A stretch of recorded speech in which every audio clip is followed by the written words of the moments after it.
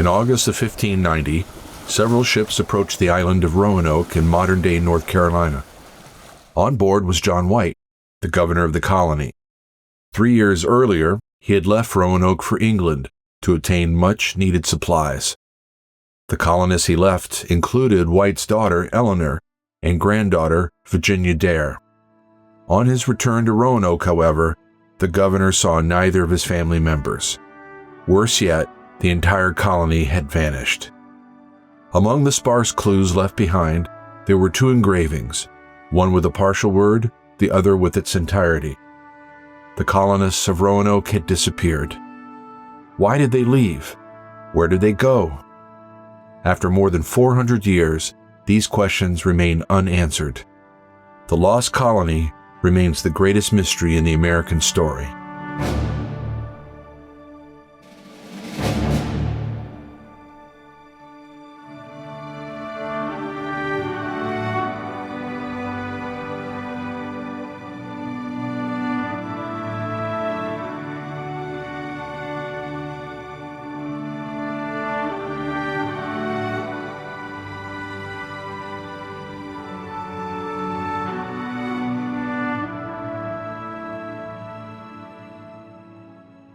In 1584, Sir Walter Raleigh sponsored an exploratory expedition to the New World. Queen Elizabeth I had authorized him to establish the first permanent English colony there. Led by Captains Philip Amadas and Arthur Barlow, the explorers reached land just south of the island of Roanoke. The broader region was named Virginia, in honor of Elizabeth I, England's Virgin Queen. The captains and 7 other men sailed to Roanoke Island. It was summer. Food was bountiful. The natives were friendly.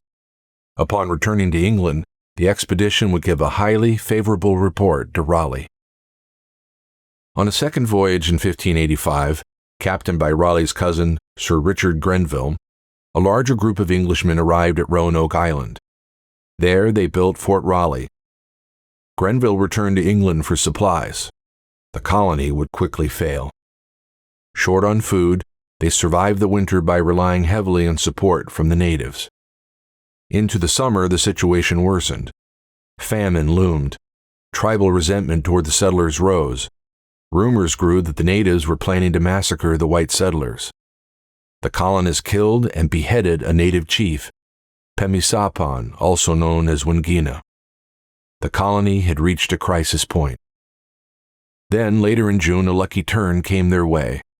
Fresh from strikes against the Spanish in the West Indies and Florida, Sir Francis Drake and his fleet appeared off the Carolina coast. The Spanish had nicknamed him El Drake, the Dragon, and now Drake picked up the colonists and returned them to England. Just a few days later, Grenville returned to find the colony abandoned. He left again for England, but left a small party of men behind. In July of 1587, 117 men, women, and children, led by artist John White, arrived at Roanoke in another attempt to make a permanent English settlement in Virginia. The expedition found the houses the colonists had built. The fort was in ruins. In an omen of things to come, there was no trace of any of the men left behind by Grenville.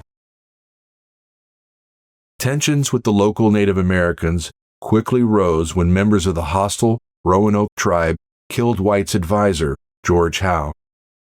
With the help of a friendly Croatan native named Manteo, White and his men attempted to retaliate. Accidentally, they ended up killing other friendly Croatans.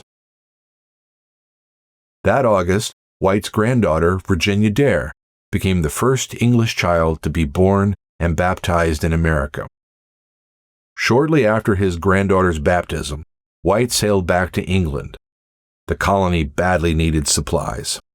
For 3 long years, conflicts with French and Spanish ships at sea prevented White from returning to the colony.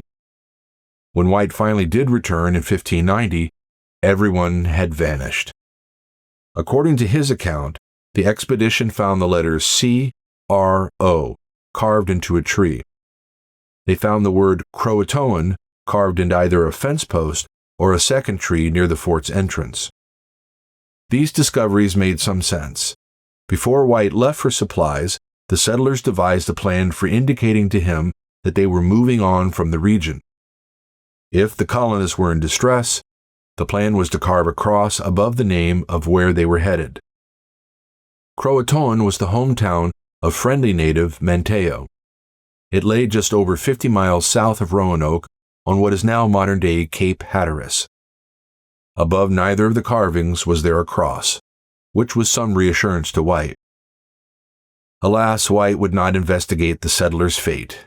A hurricane forced him to head to the West Indies and then back to England without answers about his family or the rest of the colonists. What happened to the colonists? Did hostile natives kill them? Did the English assimilate into native tribes?